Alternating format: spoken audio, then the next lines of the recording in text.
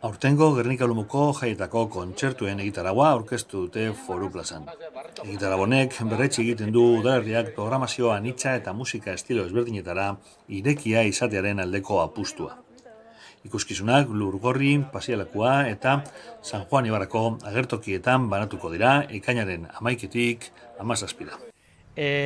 Lurgorriko jaizekaz hasiko dugu eurton, Zune dator, Potato dator, Erromeri zebe bai, dile bategaz amaitzeko. Da gero, Gernikeko jaizetan, Pasilekuen egun eukiko dugu musika ezberdine, Leiotikan, Txoriburu, Erromeri zebe bai, eta Zugeira segazien dugu eurtona postu nagozizen eta igoa ondizena, eta gero 16 zeme bai, Rodeo eta Biba Belgrado Andaluzekaz, nik uste dut, kartel politxera etzan dela, 17 zen, Merina Grisegaz amaitzeko.